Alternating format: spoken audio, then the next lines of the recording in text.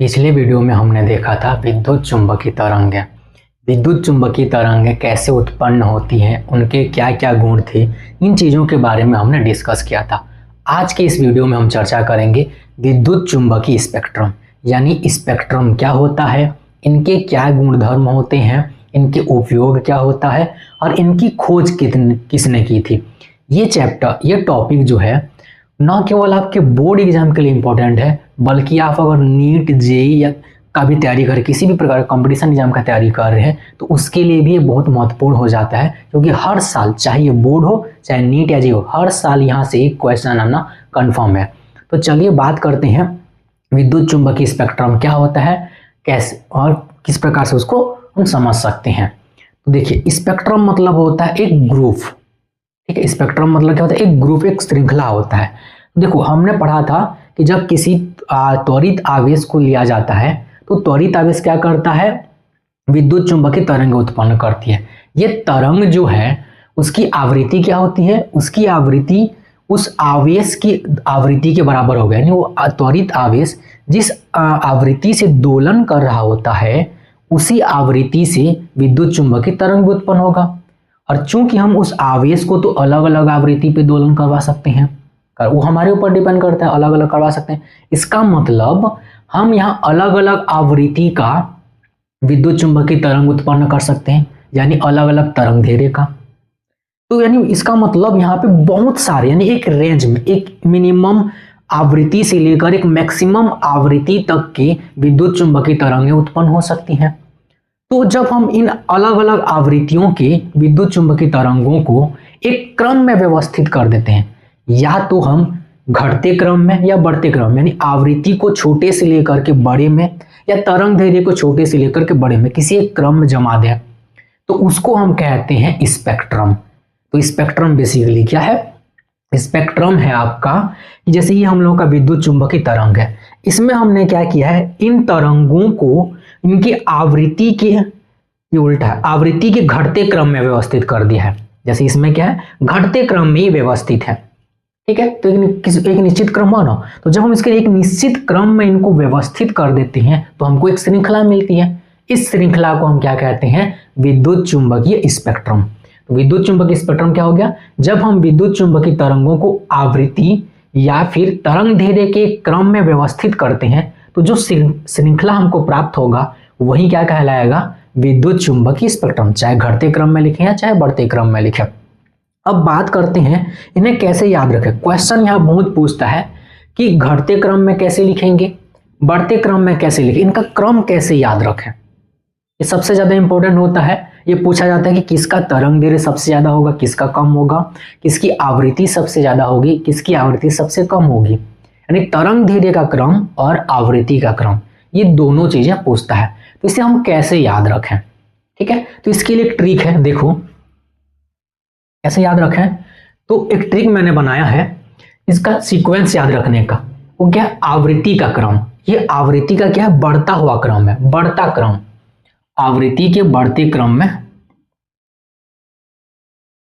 आवृत्ति के बढ़ते क्रम में, बढ़ते क्रम के लिए कैसे याद रखोगे, तो देखो क्या है, रवि के मैंगो इलायची वाली उत्तम एक्सप्रेस गाड़ी। यहां पर हर वर्ड का जो पहला लेटर है वो क्या करे, उस स्पेक्ट्रम का, उस वेव का नाम को रिप्रेजेंट करता है। जैसे यहाँ पर रवि का मतलब है आर, रवि से आर हुआ, तो आर का मतलब है रेडियो, आर का मतलब हो गया रेडियो वेव। एम से है हमारा माइक्रोवेव, माइक्रो यानी जिसको हम लोग बोलते हैं सूक्ष्म, रेडियो को रेडियो ही बोला जाता है। इलायची, ठीक है, ये इस आई से है हम लोगों का इंफ्रारेड, क्या है, इंफ्रारेड, इंफ्रारेड यानी होता है अवरक्त, अवरक्त वाली। भी से हम लोगों का है विजिबल, विजिबल यानी है हम लोगों का दृश्य प्रकाश, जो हमको दिखाई देता है। ठीक है, उत्तम, ये यू से है हम लोगों का अल्ट्रावायलेट, यूवी, जिसको हम बोलते हैं पराबैंगनी।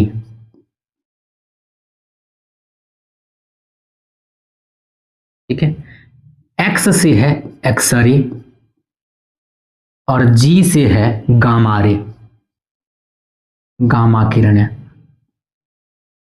तो इस तरीके से हम इनको याद कर सकते हैं। ये क्या हो गया, आवृत्ति के बढ़ते क्रम में होगा। कैसे याद रखेंगे, रवि के मैंगो इलायची वाली उत्तम एक्सप्रेस गाड़ी, यानी रेडियो, माइक्रो, इंफ्रारेड, विजिबल, परावैंगनी, एक्सरे और गामा रे। तो इस हिसाब से सबसे कम आवृत्ति वाला कौन हो गया, सबसे कम आवृत्ति वाला क्या हो गया, रेडियो। रेडियो वाला क्या हो गया आपका, सबसे कम आवृत्ति का है।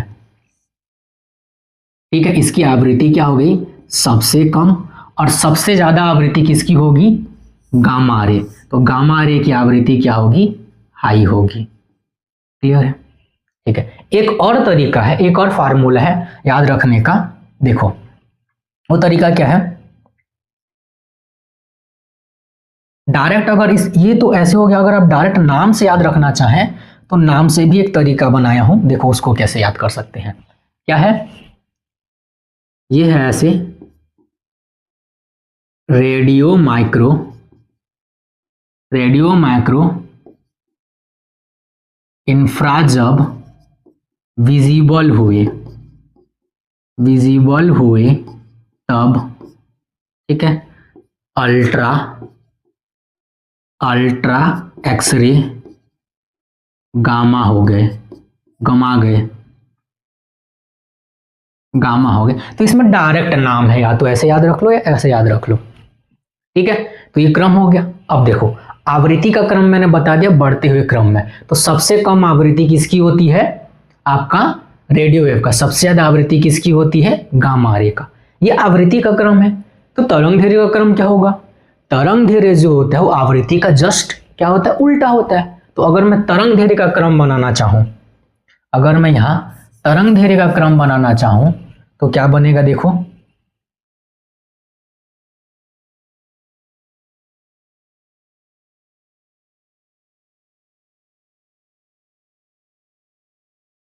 तो तरंग दैर्घ्य का क्रम क्या हो जाएगा, जस्ट उल्टा। तो इसको उल्टा करके लिख दो, यानी क्या हो जाएगा, सबसे पहले आएगा गामा, सबसे पहले क्या आ जाएगा, गामा रे। उसके बाद क्या जाएगा, एक्स रे, पीछे से लिखो एक्स रे। उसके बाद क्या आ जाएगा आपका अल्ट्रावायलेट। उसके बाद क्या आ जाएगा आपका विजिबल। उसके बाद क्या आ जाएगा आपका इंफ्रारे, इंफ्रारेड। और उसके बाद क्या आ जाएगा माइक्रो।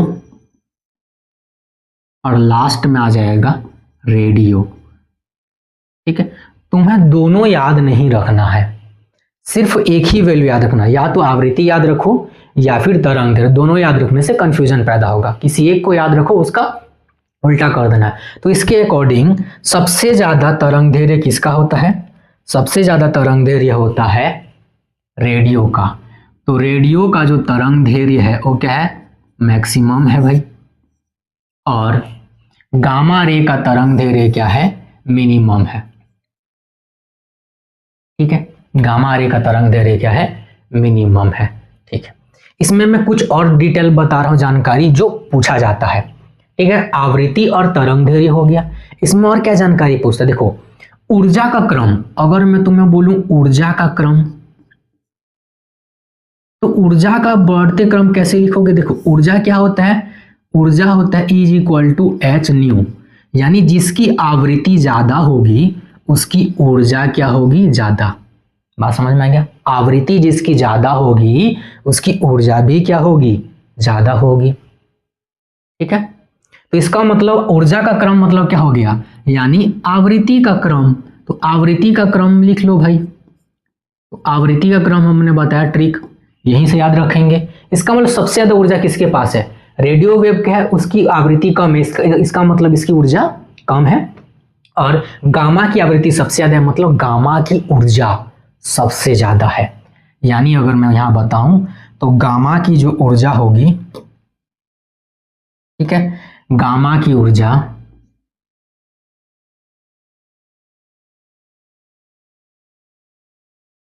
वो मैक्सिमम होगी। और रेडियो तरंग की ऊर्जा, रेडियो की ऊर्जा वो मिनिमम हो जाएगी, मिनिमम। और क्रम बनाना चाहे तो यही क्रम हो जाएगा, उसी क्रम को लिखेंगे। ठीक है, अब देखो ऊर्जा। अब आते हैं कि भेदन क्षमता। क्या आता है? भेदन क्षमता, विभेदन क्षमता बोलते हैं। विभेदन क्षमता। विभेदन क्षमता क्या होता है? किसी चीज को विभेद करने की क्षमता, पेनिट्रेट करने की क्षमता। तो ये ऐसा क्या होगा, जैसे सोचो कोई चीज आ रहा है, अब ये इसमें टकराया तो इसको छेद करके पार चला जाएगा। तो अगर उसके पार चला गया तो हम उसको क्या बोलेंगे? उसकी विभेदन क्षमता क्या है? ज्यादा है। अगर वो पार नहीं जा पाया तो उसको क्या बोलेंगे? उसकी क्षमता कम है। समझ में आ गया? तो किसके पास उसकी क्षमता ज्यादा होगी? तो सोचो अगर कोई धीरे से आ रहा है तो जा करके टकराएगा तो एनर्जी लॉस हो जाएगा। अगर किसी के पास एनर्जी ज्यादा होगा, ऊर्जा ज्यादा, मान लो कोई पेन है, ये पेन अगर इसकी ऊर्जा अगर बहुत ज्यादा है तो जैसे ही आएगा क्या होगा? इसे टकराएगा तो इसको पार करके चला जाएगा। तो इसका मतलब क्या हो गया? ये होता है ऊर्जा। जिसकी ऊर्जा जितनी ज्यादा होगी उसका विभेदन क्षमता भी क्या होगा? उतनी ही ज्यादा होगी। विभेदन क्षमता भी उतनी ज्यादा, यानी कि आवृत्ति का क्रम, ऊर्जा का क्रम और विभेदन क्षमता का क्रम तीनों के तीनों एक जैसे हैं। याद हो जाएगा? क्या बोल सकते हैं? आवृत्ति, यहां पे लिख दे रहा हूं, आवृत्ति, ऊर्जा और विभेदन क्षमता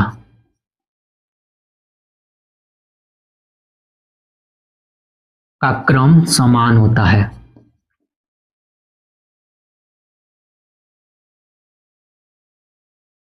ठीक है, चलो ओके। विभेदन क्षमता तो ये हो गया। अब इसमें कभी कभी इससे और थोड़ा सा जोड़ कर पूछता है, अल्फा बीटा और गामा को जोड़ लेता है। जैसे अल्फा बीटा गामा में अगर बता दूं तो अल्फा बीटा, और अगर मैं गामा में देखूं तो याद रखिएगा ये अल्फा और बीटा जो है वो विद्युत चुंबकीय तरंगे नहीं है। विद्युत चुंबकीय तरंग कौन सा है? गामा है। पर कभी कभी इनका रिलेशन इसके साथ पूछता है, इनमें कंपेयर करके पूछता है कि इन तीनों में किसकी विभेदन क्षमता ज्यादा होगी, किसकी ऊर्जा ज्यादा होगी। ठीक है, तो देखो ये क्रम होता है इस प्रकार से, अल्फा से ज्यादा होता है बीटा का, बीटा से ज्यादा होता है गामा का। और ये दोनों जो हैं वो विद्युत चुंबकीय तरंग नहीं है, ये याद रखना, विद्युत चुंबकीय तरंग नहीं है। कभी कभी ऑप्शनल क्वेश्चन में लॉजिक के रूप में बोर्ड एग्जाम ऐसे जगह में पूछता है इनमें से कौन सा विद्युत चुंबकीय तरंग नहीं है, अल्फा बीटा गामा किरण ऐसे दे देगा। ये नहीं है, गामा किरण विद्युत चुंबकीय तरंग है, अल्फा बीटा क्या है? रेडियो एक्टिव किरणें हैं। ठीक है, जबकि ये वाला क्या है आपका? ये भी रेडियो एक्टिव किरण, पर ये विद्युत चुंबकीय तरंग है। याद हो जाएगा? ठीक है, विभेदन क्षमता हो गया। अब इसके बाद देखते हैं एक और होता है, उसको बोलते हैं आयनन क्षमता। क्या बोलेंगे? आयनन क्षमता।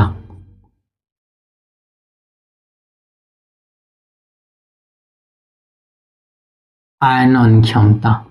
ठीक है, आयनन क्षमता का मतलब क्या होता है? किसी भी पदार्थ को या किसी परमाणु को आयनित करने की क्षमता।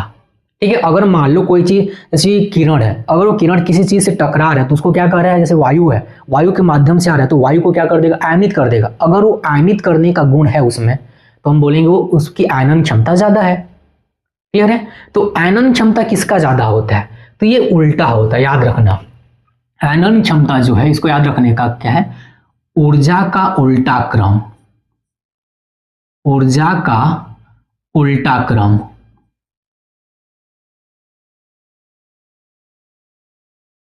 ठीक है, जिसमें आयनित कब करेगा? जिसमें कोई आवेश होगा तभी ना आयनित करेगा। ठीक है, तो जिसमें ज्यादा आवेश होता है उतना ज्यादा आयनित करता है। गामा किरणों में कोई भी आवेश नहीं होता है। तो इनका उल्टा अगर क्रम देखें तो ऊर्जा का उल्टा क्रम यानी आवृत्ति का उल्टा क्रम, तो ये हो जाएगा आयनन क्षमता का क्रम, यानी उल्टा। कहां से आ जाएगा? तो सबसे ज्यादा किसका होगा? रेडियो की ऊर्जा कम है तो ये रेडियो, तो रेडियो का ज्यादा हो जाएगा। रेडियो से लेकर हम इसको बढ़ा देते हैं। ठीक है, एक मिनट, इसको पूरा लिखते हैं। सबसे ज्यादा क्या होगा? उल्टा क्रम करें तो ये हो जाएगा गामा। गामा का सबसे कम होता है तो मैं इसको बढ़ा देता हूं। गामा से किसकी तरफ जाएगा? रेडियो की तरफ जाएगा। तो रेडियो तरंगे जो होती है वो आयनित करती हैं। ठीक है, जब आयन मंडल से होकर के गुजरती है, ठीक, तो रेडियो तरंगे क्या होती है? उनका आयनन क्षमता ज्यादा होता है और इधर वालों का आयनन क्षमता कम होता है। अगर मैं यहाँ पर इस चीज में दिखाऊं तो यहां से ये जो है गामा, ये वाला हिस्सा जो है इनका आयनन क्षमता होता है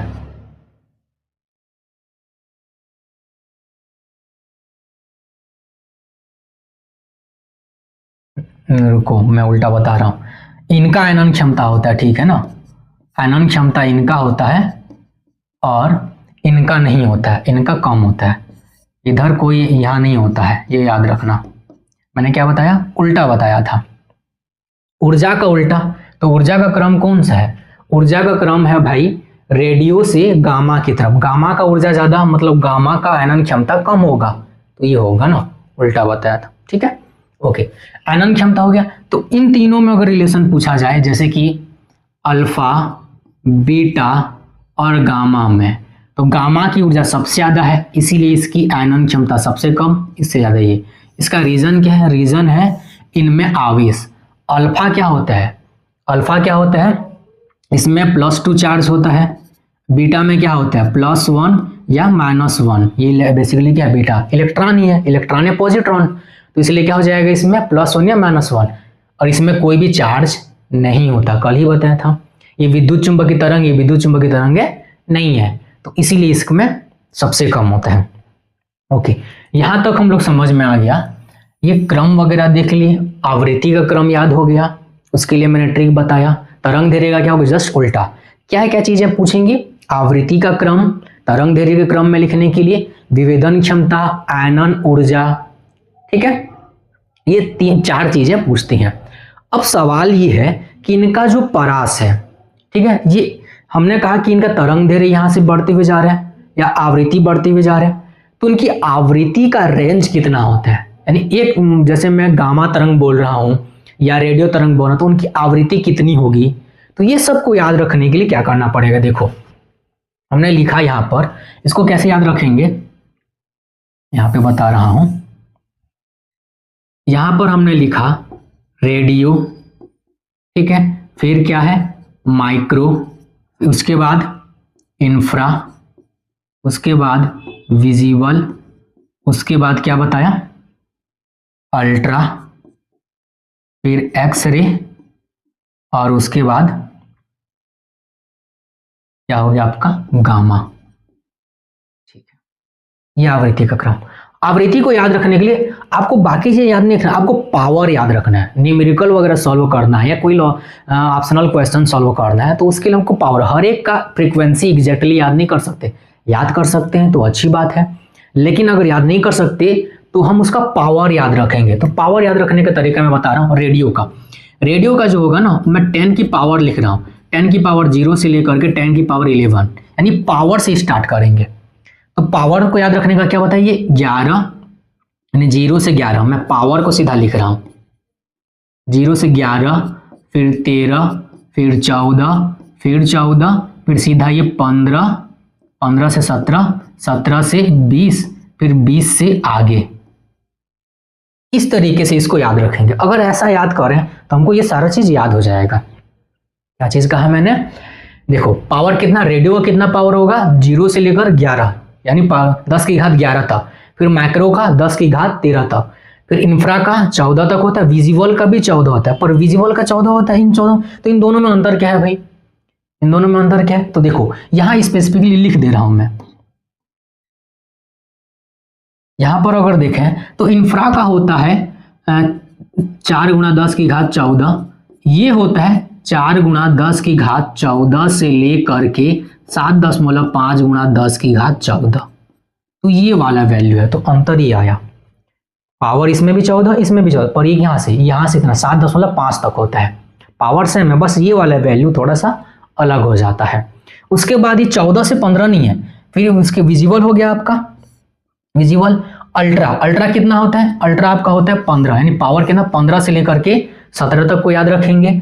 फिर एक्सरे कितना होता है 17 से लेकर के 20, फिर गामा कितना होता है, गामा होता है आपका 20 से ज्यादा पावर। क्या चीज समझ में आ गया, ठीक है। तो कैसे याद रखेंगे, 0 को छोड़ो, 11, 13, 14, 14, फिर 15 से स्टार्ट करना अलग से, 15, 17, 17, 20, 20 से आगे याद हो जाएगा, 0, 11, 11, 13, 14, 14, 15, 17, 20 से आगे। इस प्रकार से हम इसको पावर को याद कर सकते हैं। ठीक है, विजुअल का बस स्पेसिफिक डाटा याद रख लेना, ये होता है 4 गुणा 10 की घात 14 से 7.5 गुणा 10 की घात 14 तक होता है। ओके, विजुअल में फिर से 7 प्रकार के आते हैं, यानी दृश्य प्रकाश में फिर से 7 प्रकार। कौन कौन से? बेजानीय, पिनाला करके पढ़े हैं ना। ठीक है, बेजानी, पिनाला, तो उसका हम लोग देख लेते हैं। अगर मैं यहां पर दृश्य का निकालूं, दृश्य प्रकाश,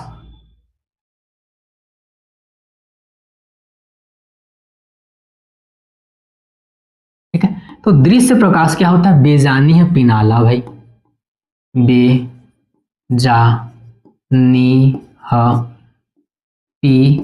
पिनाला, चलो ये लिख लिए। तो इसको मैंने अभी ये वाले के लिए मैंने फ्रीक्वेंसी बताया, अब तरंग दैर्घ्य कैसे निकालेंगे तो मैं कन्वर्ट करके बताऊंगा, एक ट्रिक से बताऊंगा कैसे निकाल सकते हैं करके। हमको दोनों याद नहीं रखना है भाई, हम आवृत्ति का परास भी याद रखने लगे, फिर तरंग दैर्घ्य का भी परास याद रखने लगे, पता चला हम लोग आवृत्ति की जगह तरंग दैर्घ्य मिक्स कर दिए, तो उस कंडीशन में हमारा सॉल्यूशन गलत निकल जाएगा, हमारा आंसर गलत निकल जाएगा। बात समझ में आ रही है? तो इसलिए हम कोई एक याद रखेंगे, दृश्य प्रकाश के लिए तरंग दैर्घ्य याद रखना, क्योंकि ये गजब क्रम में है। कैसे? देखो, तरंग दैर्घ्य क्या है, ये इसका तरंग दैर्घ्य का क्रम है, ये वाला याद रखना। ये स्टार्ट होता है 400, ठीक है, 400, एक मिनट रुको, इसका 400 या समथिंग,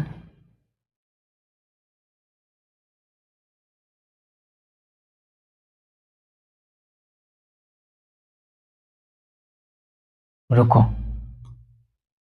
बता रहा हूं, 400 से, एक मिनट पहले मैं लिखता हूं, 400 से 450, ये भी लगभग उतना ही होता है, ये दोनों एक दूसरे में मिले होते हैं। यानी जो दृश्य प्रकाश है इसका कोई स्पेसिफिक पूरी तरीके से नहीं बोल सकते हैं, क्योंकि ना हर रंग एक दूसरे में ना फेड हो जाता है, ओवरलैप हो जाता है। मतलब इस रंग का थोड़ा सा हिस्सा इस रंग में आ जाएगा, यानी बैगनी का कुछ हिस्सा इस जामुनी में रहेगा, तो जामुनी का कुछ हिस्सा बैगनी में रहता है। सारे रंग एक दूसरे में मिल गए रहते हैं। देखना, जैसे इसमें देखो, इसमें एग्जैक्टली पता थोड़ी चल रहा है बैगनी कौन सा है, दोनों का सेपरेशन थोड़ी पता चल रहा है कि दोनों कहाँ पे अलग हो रहे हैं, इतना से लेकर इतना है, उसके बाद यहाँ से छोड़ करके ये आगे करके नहीं है ना। ठीक है, तो इसीलिए इसको ऐसे याद रखना।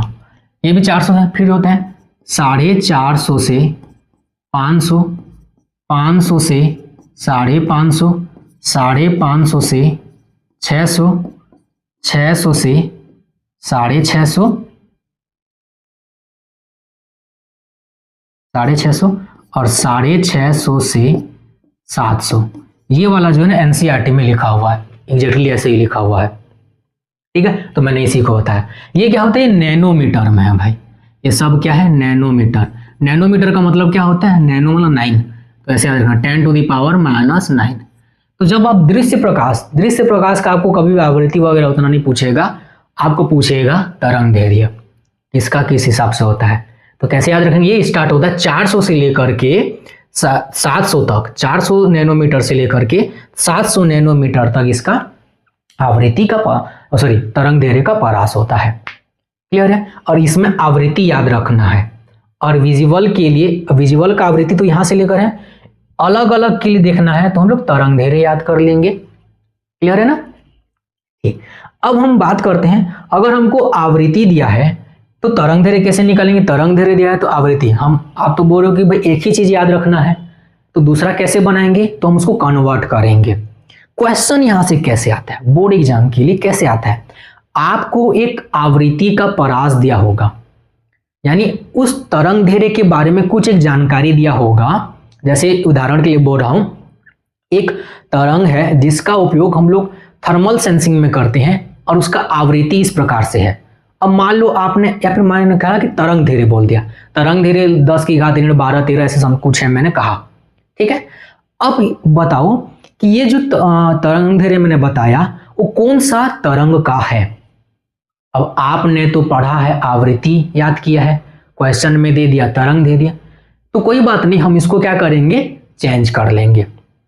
क्लियर है? तो क्वेश्चन इस तरीके से आएगा, या तो आवृत्ति देगा या तरंग दैर्घ्य देगा और उसके साथ 1-2 गुण देंगे, या फिर बिना उनके बाकी जानकारी दिए बिना ही बोल देगा कि इनकी आवृत्ति या तरंग दैर्घ्य इस प्रकार से है, तो कौन सा तरंग हो सकता है इसके बारे में बताओ। अब उसके बारे में बाकी डिटेल पूछेगा, इस तरंग का क्या गुण है, इसकी खोज किसने की थी, या बोल देगा आपको मतलब इसका दो उपयोग लिखिए। इस तरीके से 3 नंबर का प्रश्न बना करके देता है। कोई एक जानकारी आपको देगा, क्या, आवृत्ति, तरंग दैर्घ्य, या फिर क्या देगा, गुण, किसने खोज किया था, या कोई उपयोग। इन पांचों में से आपको कोई एक या दो जानकारी देगा और उसके बेसिस पे पूछेगा कि कौन सा तरंग है और उस तरंग का नाम लिखिए। नाम लिखने के बाद बाकी चीजों को लिखिए, बाकी 3 को जानकारी मांगेगा वो। इस तरीके से इस चैप्टर में क्वेश्चन आते हैं। तो हम क्या करेंगे, उसको कन्वर्ट करेंगे। कन्वर्ट कैसे करेंगे, तो देखो कन्वर्ट करने के लिए क्या करेंगे, हम लोग जानते हैं, मान लो यदि देखो अगर हमें तरंग का, मान लो मुझे दिया है आवृत्ति दिया है, क्या दिया है, आवृत्ति दिया हो, ठीक है। तो आवृत्ति तो जनरली हमको पता ही है भाई, तो हम तो याद डायरेक्ट बता देंगे। अच्छा, आवृत्ति अगर याद कर लियो तो हमें तरंग दैर्घ्य दिया है, मान लेता हूं, चलो तो मैंने कहा तरंग दैर्घ्य दिया है। अब हम तो याद किए हैं भाई आवृत्ति, तो कैसे बना है, तो हम लोग जानते हैं कि जो तरंग दैर्घ्य होता है वो क्या होता है, c/ν।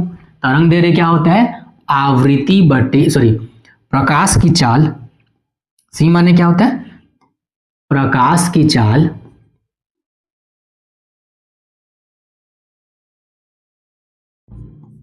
बटे क्या हो जाएगा आपका आवृत्ति, ये होता है भाई।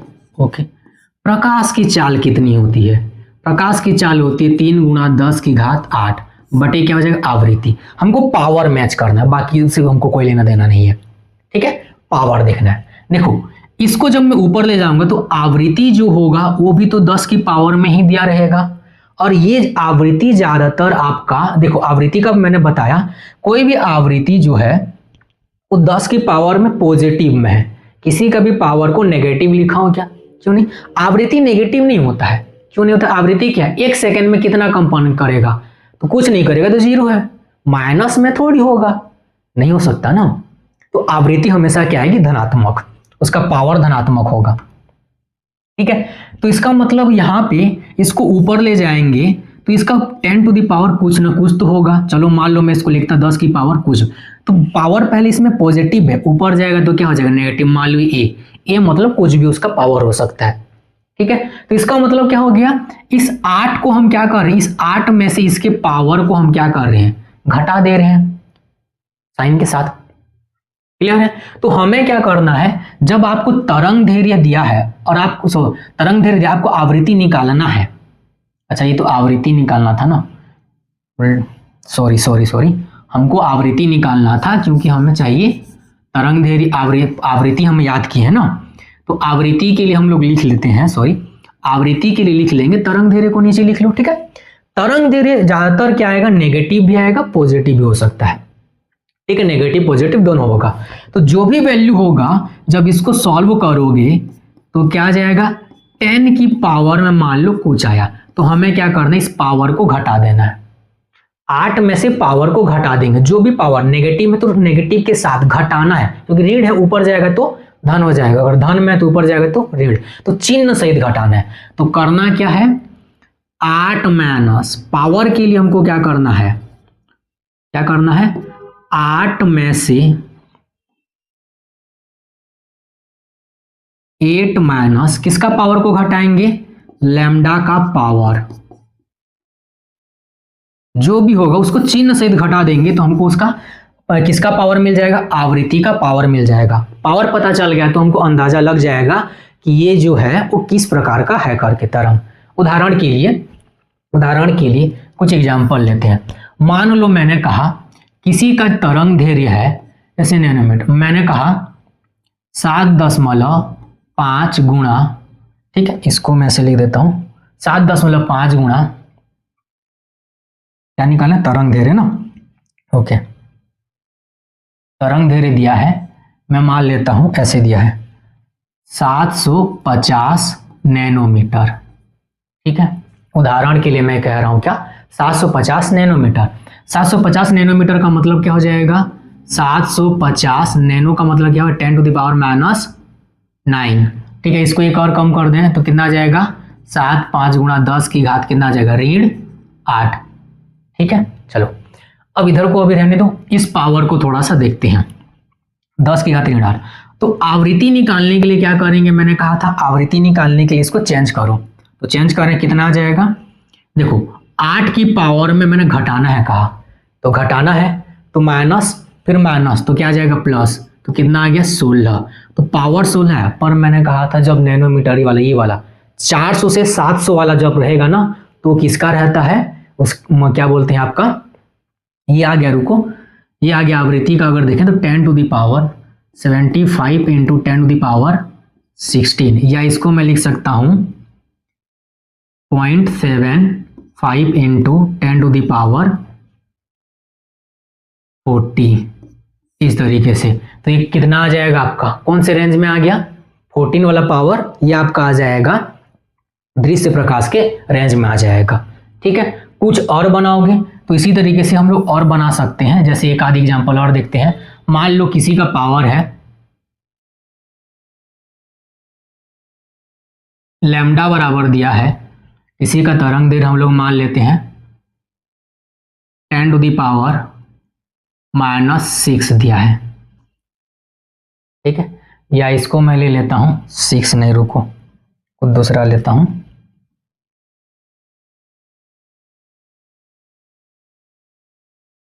-10 ऐसे मान लेते हैं। ठीक है, एंगस्ट्रॉम में दे दिया। ठीक है, अब मान लो इतना दिया है, इतना मीटर करके दिया है, तो ये कौन सा तरंग होगा, तो हमको तरंग दैर्घ्य पता है तो हम क्या करेंगे आवृत्ति निकालेंगे। तो आवृत्ति का पावर कितना हो जाएगा, आवृत्ति का पावर के लिए मैंने क्या बताया था, 8 में से इसको घटाना है तो माइनस, और यहाँ पे माइनस है तो क्या हो जाएगा 10, तो कितना आ गया 18। 18 वाला पावर कौन सा होता है, 18 वाला किसके बीच में है, देखो 15 से 17 कौन सा होता है अल्ट्रा, 17 से 20 कौन सा होता है एक्सरे।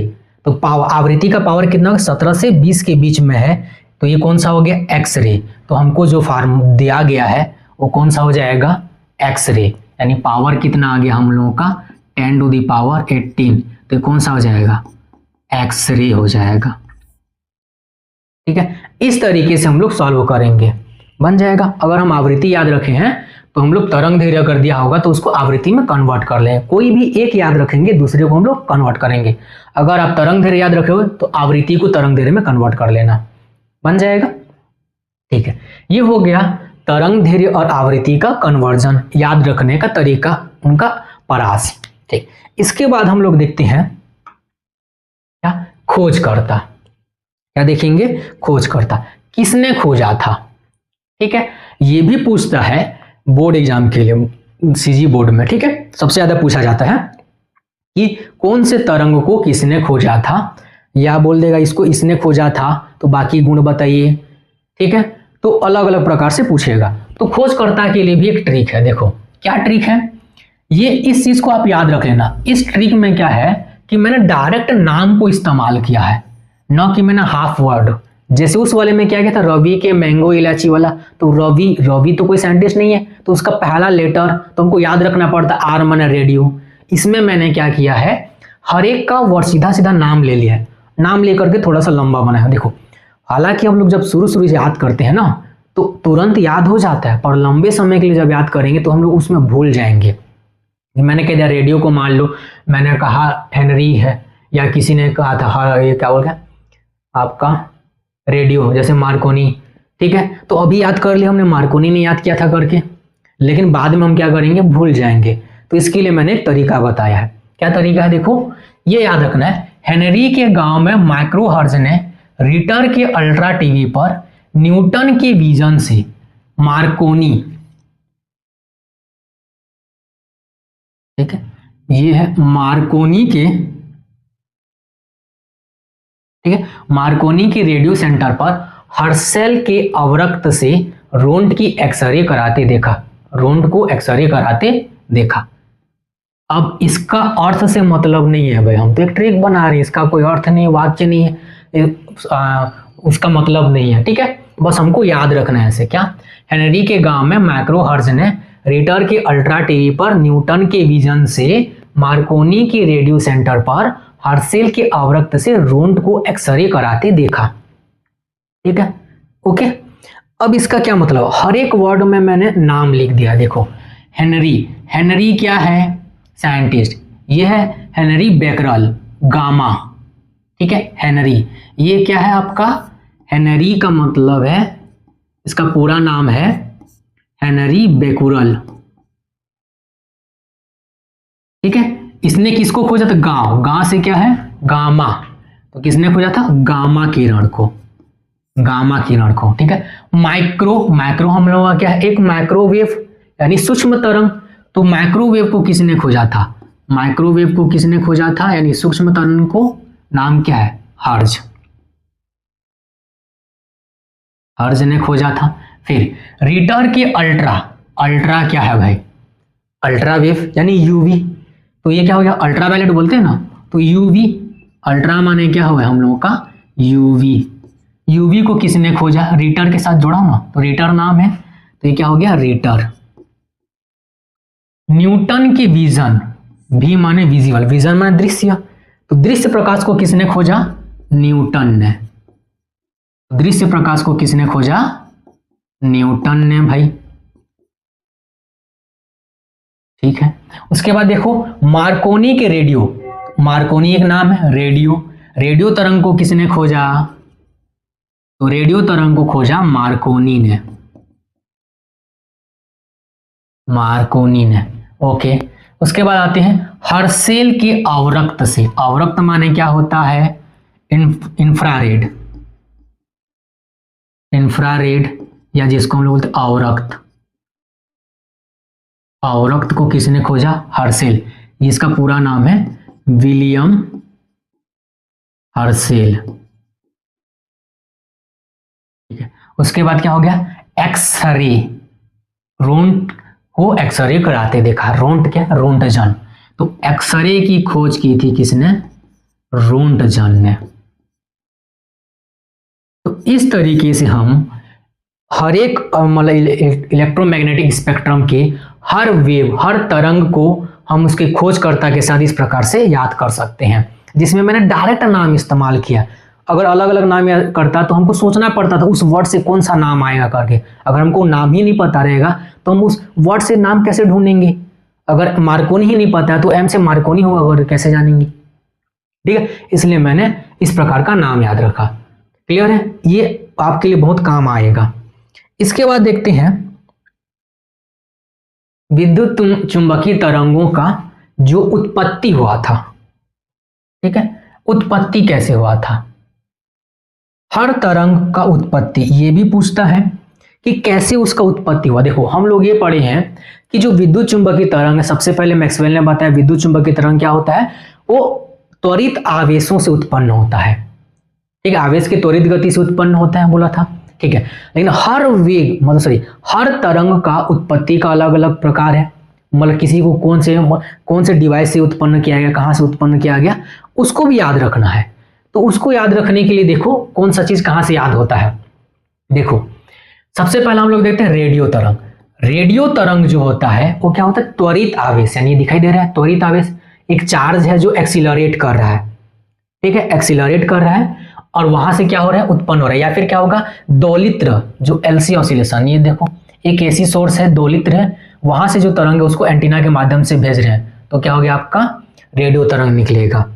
ठीक है, जैसे साइक्लोट्रॉन में होता है ना, तो साइक्लोट्रॉन में क्या करते हैं, दोलित्र की मदद से किसी आवेश को घुमाते हैं।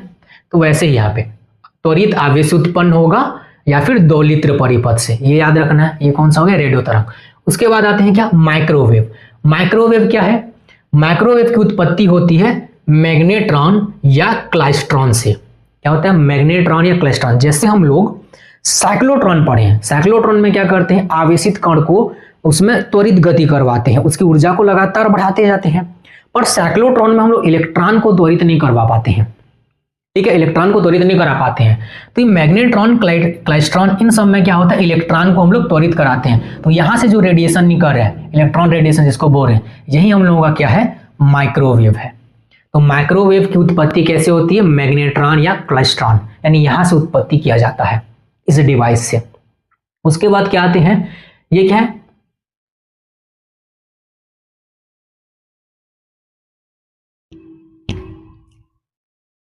तो देखो अवरक्त इंफ्रारेड, ये कैसे उत्पन्न होता है, ये उत्पन्न होता है गर्म वस्तुओं से, यानी कोई भी चीज जब बहुत ज्यादा गर्म हो जाती है तो उससे क्या होता है, अवरक्त किरण उत्पन्न होते हैं। जैसे देखो यहाँ पे ये आपका है गर्म वस्तु है, जब ये गर्म वस्तु होगा तो उसके चारों ओर क्या होती है, आपका अवरक्त किरणें उत्पन्न होती है। ठीक है, तो ये लिख सकते हैं अवरक्त का क्या होता है, गर्म वस्तु से।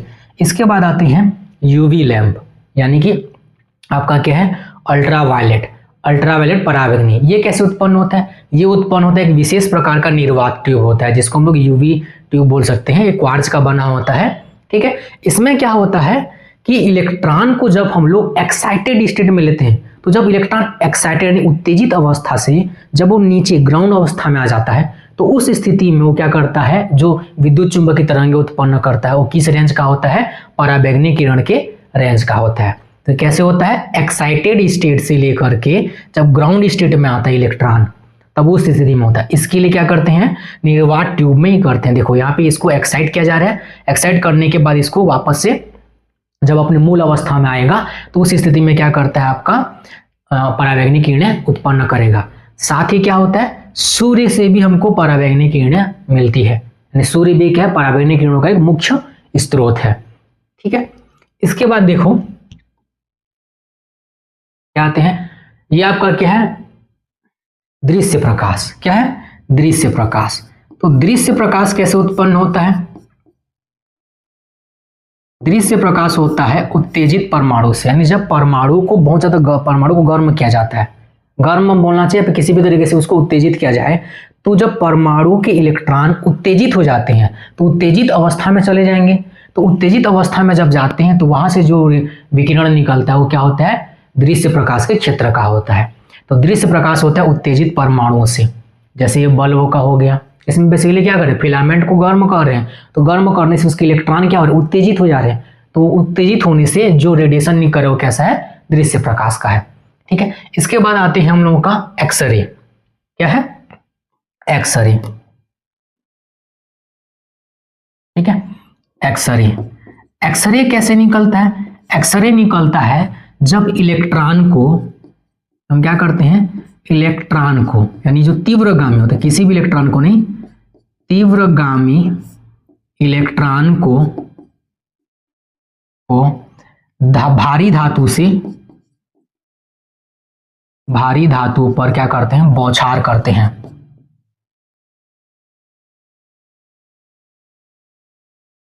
देखो इसमें क्या हो रहा है, यहां पे हम क्या कर रहे हैं, किसी भी तरीके से इलेक्ट्रॉन को पैदा किए, इलेक्ट्रॉन उत्तेजित हुआ, इलेक्ट्रॉन को उत्तेजित अवस्था में ला रहे हैं, और उत्तेजित करने के बाद इसको क्या करें, तीव्र स्थिति से, तीव्र गति, हाई वोल्टेज करेंगे, तो हाई वोल्टेज में क्या, ये माइनस ये प्लस वाला, तो क्या होगा, इलेक्ट्रॉन जो होगा इस हाई वोल्टेज की वजह से एकदम स्पीड में किसकी तरफ भागेगा, इस कैथोड ट्यूब की तरफ भागेगा। ठीक है, जब ये कैथोड ट्यूब की तरफ भागेगा तो यहाँ पे क्या होगा, इस भारी भाग, यहाँ पे एक ठोक क्या है, आपका मेटल है, मेटल सरफेस बना हुआ है, तो जब इस मेटल सरफेस से टकराता है तो वहां पे क्या निकलता है, एक्सरे का रेडिएशन। समझ में आया। तो एक्सरे कब निकलता है, जब तीव्रगामी इलेक्ट्रॉन को किसी मेटल सरफेस, भारी धातु से टकराया जाता है, तो इसको बोलते हैं एक्सरे ट्यूब। क्या बोलते हैं इसको, एक्सरे ट्यूब। एक्सरे ट्यूब क्या है, एक क्वार्ट्ज का ट्यूब है, एक वैक्यूम ट्यूब, जिसमें क्या करे, यहाँ से इलेक्ट्रॉन को उत्तेजित करवाए। ये इलेक्ट्रॉन क्या होगा, इस कैथोड से जो इलेक्ट्रॉन निकल रहा है इस हाई वोल्टेज की वजह से इधर ड्रिफ्ट होगा, और किसकी तरफ गति कर भागेगा, इस मेटल की ओर भागेगा। जब इस मेटल सरफेस से टकराता है तो वहां पर क्या निकलता है, एक्सरे का विकिरण निकलता है। क्लियर हो गया। उसके बाद क्या आता है, गामा किरणें। गामा किरणें कैसे निकलती हैं,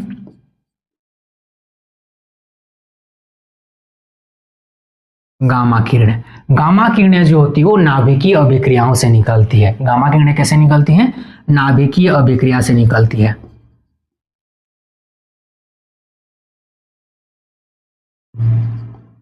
नाभिकीय अभिक्रिया यानी नाभिकीय विखंडन हो गया, नाभिकीय संलयन हो गया, या रेडियो एक्टिव विखंडन हो गया, तो इन प्रक्रिया में क्या होता है, आपका गामा किरणें निकलती हैं। क्लियर हो गया। तो इस तरीके से हमने देखा कि कौन सा तरंग किस प्रकार से उत्पन्न होता है, उसका उत्पत्ति का स्रोत क्या है, सोर्स क्या है। ठीक है, अब हम समझेंगे कि अलग अलग तरंग का उपयोग कहाँ कहाँ पर होता है, कौन से तरंग का इस्तेमाल कहाँ होता है, किस क्षेत्र में किया जाता है, ये भी बहुत इंपॉर्टेंट है। उनके प्रमुख गुण के बारे में देखते हैं। सबसे पहले हम लोग बात करते हैं रेडियो तरंग। क्या देखो, यहाँ मैंने हर तरंगों को याद करने के लिए कुछ कविता या एक शायरी के रूप में बनाने की कोशिश किया है। इसका तुकबंदी वगैरह उतना अच्छा नहीं है, बस हमको जनरली याद रखना है। तो याद रखने का तरीका क्या है, सबसे पहला ये कौन सा है, ये हम लोगों का है रेडियो तरंग। कौन सा तरंग है, रेडियो तरंग, ठीक है, रेडियो वेव। तो रेडियो वेव का इस्तेमाल कहाँ पे होता है, इसको याद रखने के लिए देखो क्या है, रेडियो की लहरें चले दूर तलक, यानी रेडियो जो होता है वो लंबी दूरी तक जाता है। तो लंबी दूरी तक सिग्नल को भेजना हो तो वहां पे हम क्या करेंगे, रेडियो का इस्तेमाल करेंगे, रेडियो तरंगों का, ठीक है, नहीं, कम्युनिकेशन करने के लिए। तो लंबी दूरी के कम्युनिकेशन के लिए किसका इस्तेमाल होगा, रेडियो तरंग का। जैसे इसमें देख लो, सैटेलाइट कम्युनिकेशन, मोबाइल कम्युनिकेशन हो रहा है आपका, ब्रॉडकास्टिंग होगा, यानी जो टीवी में हम लोग जो प्रसारण सुनते हैं टीवी में, उसका सिग्नल क्या होता है, सैटेलाइट के माध्यम से होता है, ब्रॉडकास्टिंग अलग अलग, ठीक है। तो इन सब में, वायरलेस राउटर में भी हम लोग अलग अलग फ्रीक्वेंसी का रेडियो तरंग इस्तेमाल करते हैं। रेडियो तरंग के भी अलग अलग प्रकार हैं, ठीक है। रिमोट कंट्रोल में भी इस्तेमाल होता है, मार्टिन कम्युनिकेशन, इन सब में क्या होता है, वॉकी टॉकी, इन सब जगह में क्या है, रेडियो तरंग का इस्तेमाल होता है, ठीक है। जैसे संगीत, खबरें, बातें, सब तक, मतलब जैसे गाना सुनना है, ये सारी चीजें तो रेडियो में भी यही तो होता है ना, रेडियो प्रसारण, ठीक है। टीवी हो गया, मोबाइल हो गया, सैटेलाइट का सहारा, रेडियो से जुड़ता सारा जहां हमारा, यानी इस रेडियो के माध्यम से हम लोग क्या कर रहे हैं, सारे जहां को जोड़ रहे हैं। तो इसमें इस गाने की मदद से हम इसके सारी चीजों को याद कर सकते हैं। तो यहाँ पे लिखना चाहूं तो क्या लिख सकते हैं, रेडियो तरंग का मुख्य उपयोग क्या हो गया, टीवी, ठीक है, मोबाइल कम्युनिकेशन,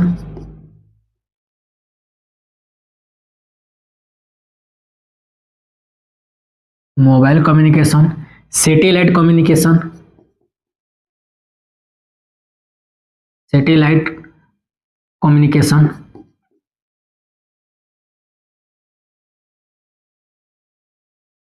इन सब में मुख्य रूप से होता है। मेन को याद रखना, जो सबसे ज्यादा पूछे जाएंगे, क्लियर है। उसके बाद आ जाते हैं आपका क्या, माइक्रोवेव, ठीक है, माइक्रोवेव यानी सूक्ष्म तरंग।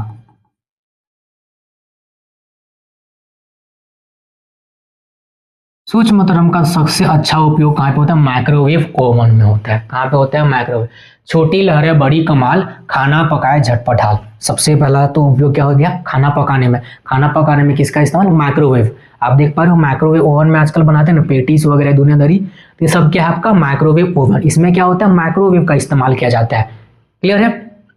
रडार देखे बादल पानी, यात्रा बने अब आसान कहानी। अब इसका क्या मतलब है, रडार सिस्टम यानी जो हमारे लोकल रडार सिस्टम वगैरह होता है, जैसे कि सेना में हो इस्तेमाल किया जाता है, वायुयान में इस्तेमाल किया जाता है, इन सब में रडार सिस्टम जो होता है नेविगेशन के लिए किसका इस्तेमाल करते हैं, माइक्रोवेव। देखो, रेडियो वेव का भी कम्युनिकेशन में इस्तेमाल होता है और माइक्रोवेव का भी कम्युनिकेशन में इस्तेमाल होता है। माइक्रोवेव जो होता है वो आयन मंडल से ज्यादा जो कुछ हिस्से तक ही पार कर पाता है, उसके ज्यादा हिस्से को पार नहीं कर पाता है।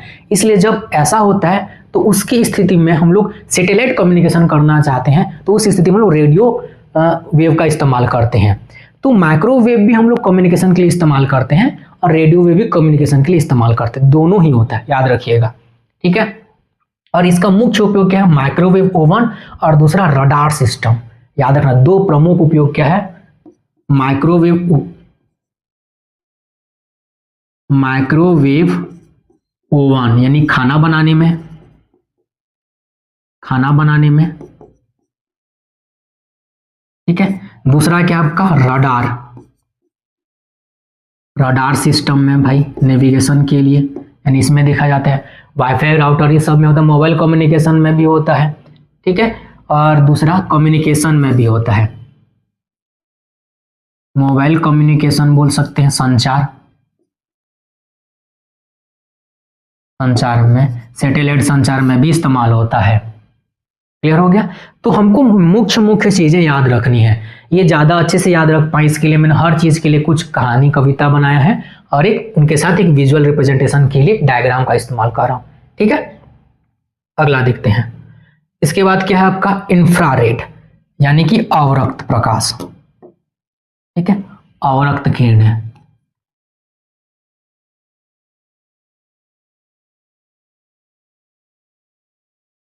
अवरक्त किरणों का इस्तेमाल क्या होता है, देखो, गर्मी का पैगाम लिए आती, ठंडी रातों में राहत दिलाती, रिमोट दबाते चैनल बदले, कैमरे से अंधेरे भी खुले। अब इसका क्या मतलब, देखो, ठंडी गर्मी का पैगाम ले आती है, मतलब जैसे ठंड के दिनों में क्या होता है, हम लोग एक रूम हीटर का इस्तेमाल करते हैं ना, तो रूम हीटर एक्चुअली में क्या है, इंफ्रारेड ही तो है ना, अवरक्त किरणें ही है। तो ये देखो इंफ्रारेड हीटर, जो हम लोग हीटर खरीदते हैं ना ठंड के दिनों में, तो वही है इंफ्रारेड हीटर। फिर क्या होता है, ठंडी रातों में राहत दिलाने के लिए। उसका रिमोट दबाते चैनल बदले, यानी रिमोट में भी काम आता है। ये जो रिमोट दिख रहा है, रिमोट में जो इस वाला रहता है ना, वो इंफ्रारेड सिग्नल ही रहता है, जब दबाएंगे तो रिमोट में क्या रहता है, इंफ्रारेड का रहता है। उसके बाद क्या है, कैमरे से अंधेरे भी खुले, यानी कि नाइट विजन कैमरा। तो जो नाइट विजन कैमरा होता है ना, जो अंधेरे में भी देखने के लिए इस्तेमाल करते हैं, वो क्या होता है, इंफ्रारेड कैमरा होता है, ठीक है, यानी जो थर्मल को सेंस करके खींचता है। जैसे ये वाला देख लो, थर्मल इमेजिन करने के लिए बहुत सारे मूवी वगैरह में भी आप लोग देखे होंगे कि दीवार के उस पार होते हैं, कोई मतलब टनल के अंदर में होते हैं, तो कितने लोग हैं ये पता करने के लिए क्या करते हैं, हम लोग थर्मल सेंसर का इस्तेमाल करते हैं, जो क्या करता है, वहां से आने वाली जो अवरक्त किरणें होती है उनको लेकर के वो इमेज बनाते हैं इस प्रकार से, और दिखाता है कितने लोग हैं करके। ये बहुत सारे मूवी में आप लोगों ने देखा भी होगा, ठीक है। बगल आराम में भी होता है इस तरीके से, TV remote, night vision camera. तो इसका मुख्य उपयोग क्या हो गया, आपका मुख्य उपयोग हो जाएगा आपका हीटर में, इंफ्रारेड हीटर। दूसरा हम बोल सकते हैं रिमोट में। तीसरा नंबर याद रखना, क्या याद रख सकते हैं, नाइट विजन कैमरा, यानी अंधेरे में देखने के लिए।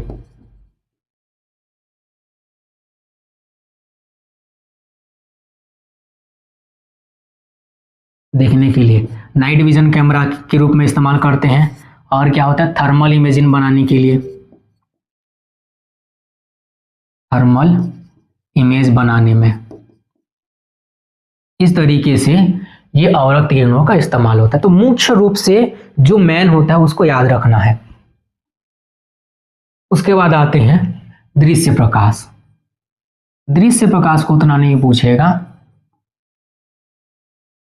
दृश्य प्रकाश मतलब जो हमको दिखाई देता है। तो दृश्य प्रकाश क्या है भाई, इंद्रधनुष के रंग सजाए, जीवन को रोशनी दिखाए, आंखों में सपनों की तस्वीर दिखे जहां हर एक नजारा। मतलब जो भी चीज आप देख पा रहे हो वो सब क्या है, दृश्य प्रकाश है। दृश्य प्रकाश का इस्तेमाल कहाँ होता है, लैंप वगैरह में, जितने भी लाइट वगैरह उस सब में दृश्य प्रकाश का इस्तेमाल करेंगे। विजुअल लाइट, कैमरा में इस्तेमाल करेंगे, प्रोजेक्टर में, और ये जो फोटोसिंथेसिस होता है, ट्रैफिक लाइट, इन सब में क्या होता है, आपका दृश्य प्रकाश का इस्तेमाल होता है, जिसको हम लोग देख सकते हैं। अगला है यूवी लाइट। ये बहुत इंपॉर्टेंट है, परावैंगनी किरणें।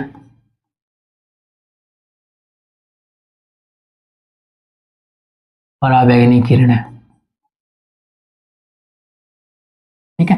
परावैंगनी क्या होता है, सूरज की किरणें देती अनमोल दान, विटामिन डी का करती निर्माण। यानी विटामिन डी के निर्माण करने में क्या होता है, यूवी लाइट का बहुत योगदान होता है। यानी सूरज से जो आने वाली जो यूवी लाइट होता है वो क्या करता है, सबसे पहले विटामिन डी बनाने के लिए जो प्री विटामिन होता है, ठीक है, उसको बनाने में हेल्प करता है। उसके बाद वो प्री विटामिन बाद में विटामिन डी में कन्वर्ट होता है। लेकिन इसका एक नुकसान भी होता है, जब हम लोग सूर्य की धूप में जब ज़्यादा देर तक रहते हैं तो ये हमारी त्वचा को नुकसान भी पैदा करता है, ठीक है। उसके बाद क्या है, त्वचा को टनिंग का उपहार। तो ये बोलते हैं ना, जब हमेशा मतलब विटामिन डी लेने के लिए क्या करना चाहिए, धूप में रहना चाहिए, लेकिन ज़्यादा धूप में रहने से नुकसान भी होता है। तो चेहरा को टनिंग करने के लिए भी इस्तेमाल होता है, यानी जिसको बोलते हैं यूवी थेरेपी। क्या बोलते हैं उसको, यूवी थेरेपी बोला जाता है, ठीक है। यूवी थेरेपी कुछ एक विशेष स्किन प्रॉब्लम में होता है, जैसे कि सोरासिस के प्रॉब्लम में क्या करते हैं, एक यूवी लाइट का एक चैम्बर बना होता है जिसमें परावैंगनी किरणें होती हैं, और उसमें क्या करते हैं, उस इंसान को 15-20 मिनट के लिए रख देते हैं।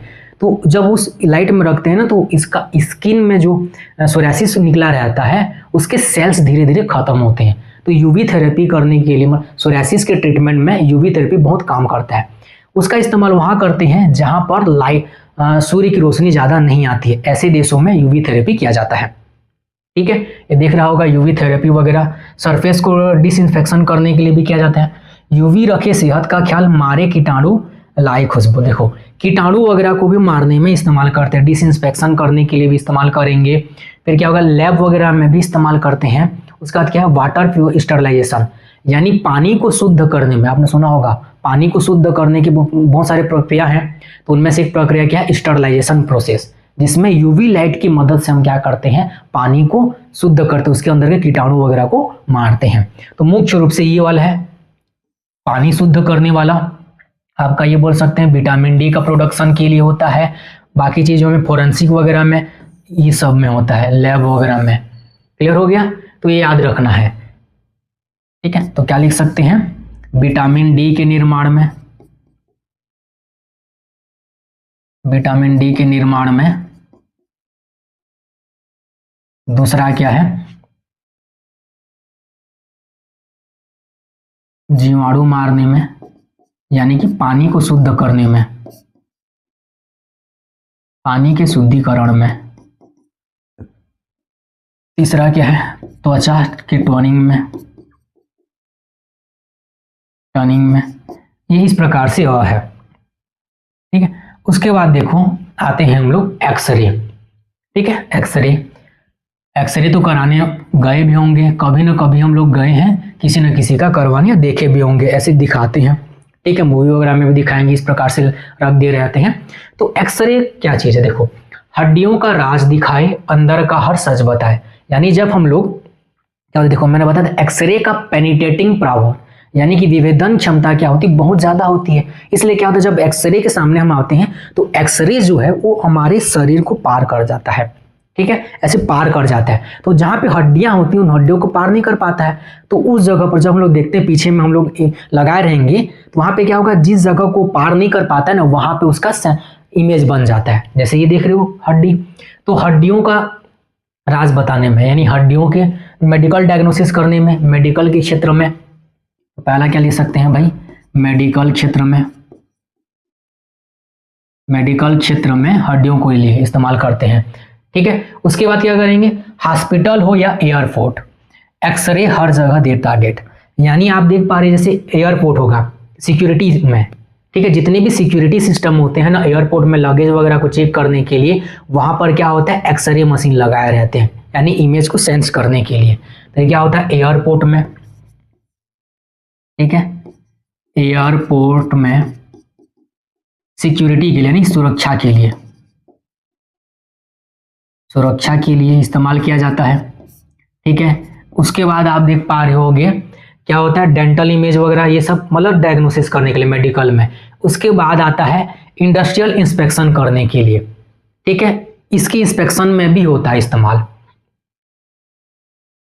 और एक चीज क्या बताने वाला था, क्यूआर कोड, यानी जो मेडिकल के जो क्यूआर कोड होते हैं ना, जैसे हम लोग मान लीजिए हमने ये डायग्नोसिस किया, मतलब एक्सरे बनाया, तो एक्सरे को डायरेक्ट ऐसे नहीं भेजा जाता है। जब हम लोग किसी को एक्सरे करने के लिए बोलते हैं और उसको दूसरे जगह मतलब रिपोर्ट देना होता है, तो क्या करते हो, एक्सरे को एक दूसरे कोड में, सॉरी, जो हम लोग ये एक्सरे करवाते हैं ना, उसको एक कोड में जनरेट करते हैं। ठीक है, क्यूआर कोड में एक्सरे नहीं होता है, बल्कि एक्सरे को भेजने के लिए हम क्या करते हैं, क्यूआर कोड के रूप में जनरेट करते हैं। ठीक है, उसको क्यूआर कोड के रूप में भेजते हैं। तो जब क्यूआर कोड को स्कैन किया जाता है तो वहां पे ये जो एक्सरे होता है वो डिकोड हो जाता है। इसके लिए एक अलग ऐप होता है जो ऐसे एक्सरे वगैरह की क्यूआर कोड को ओपन करता है। क्लियर है, इन सब जगह पर क्या होता है, एक्सरे का होता है। क्रिस्टल अध्ययन में भी होता है।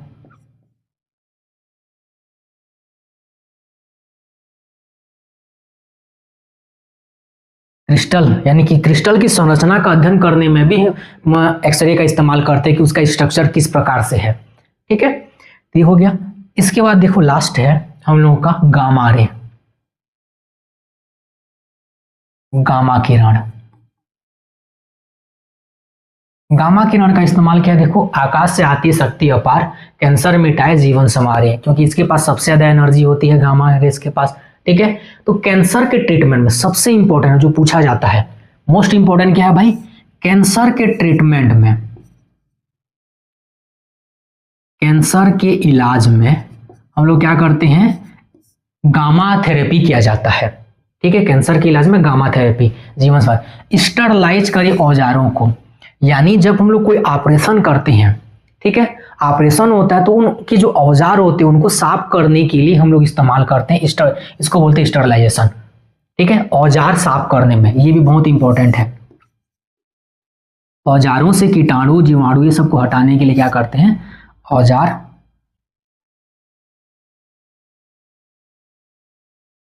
साफ करने में। तीसरा नंबर क्या होता है, ब्रह्मांड का रहस्य दिखाए, यानी कि जो एस्ट्रोनॉमिकल यानी स्पेस ऑब्जर्वेशन के रूप में भी किया जाता है, ब्रह्मांड का अध्ययन करने में किया जाता है। और कहाँ कहाँ पे होता है, इंडस्ट्री में सबसे ज्यादा। गामा किरण तो वहीं से निकलता है जो न्यूक्लियर इंडस्ट्री होता है, तो वहां पर भी इसका इस्तेमाल होता है। तो क्या लिखेंगे,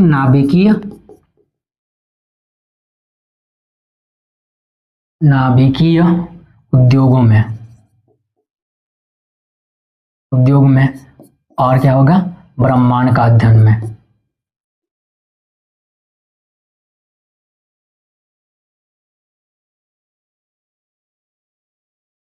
ये अध्ययन में, ठीक है।